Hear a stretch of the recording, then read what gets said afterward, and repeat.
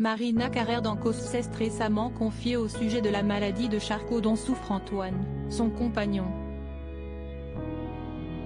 La médecin échographiste, aussi animatrice de télévision et de radio, s'est également exprimée sur la distance qui la sépare de son bien-aimé. Marina Carrère d'Ancos est en couple avec un Antoine Meignier, un médecin généraliste de profession. Le 5 septembre dernier, l'échographiste et animatrice de télé se confiait sur France Inter au sujet de la maladie de Charcot dont souffre son compagnon, une pathologie neurodégénérative dont l'espérance de vie moyenne est de 3 à 5 ans.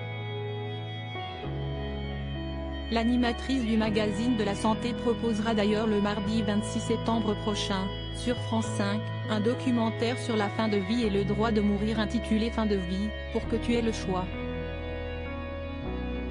Il y sera d'ailleurs, entre autres, question du quotidien de son compagnon et de celui d'autres malades.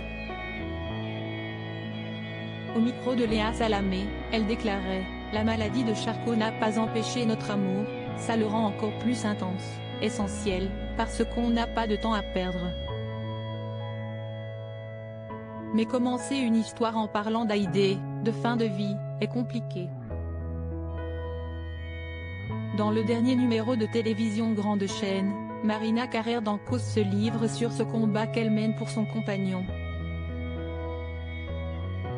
Sur cette belle histoire d'amour, Marina confie que ça semble un peu fou et décrit Antoine comme un mec très touchant et séduisant. J'ai d'ailleurs réfléchi pendant quelque temps, mais elle s'est imposée comme une évidence. On s'est lancé dans cette histoire d'amour avec l'avenir devant nous, et on ne sait pas ce qu'il nous réserve, assure-t-elle. Et de poursuivre sur la distance qui les sépare puisqu'ils ne vivent pas sous le même toit. Nous nous voyons tous les 15 jours. Il vit au Pays Basque, tandis que moi, je travaille à Paris.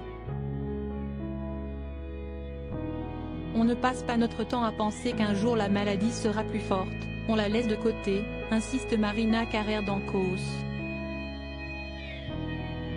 Avec son documentaire, cette dernière assure vouloir faire bouger les mentalités sur la fin de vie.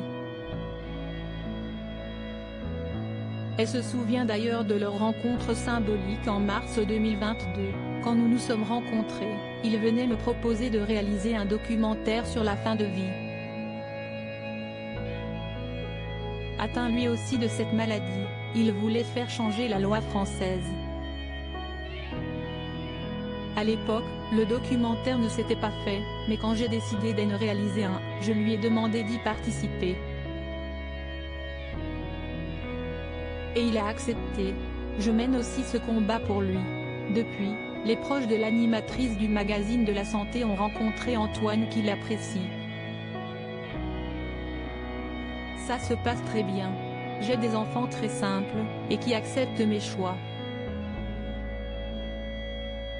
Ils n'ont pas essayé de me dissuader, indique-t-elle toujours à nos confrères.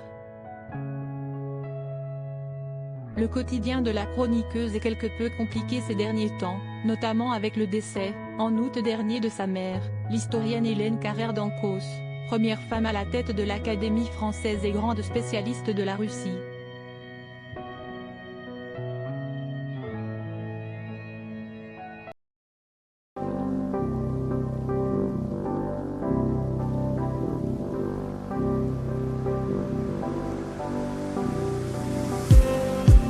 Just need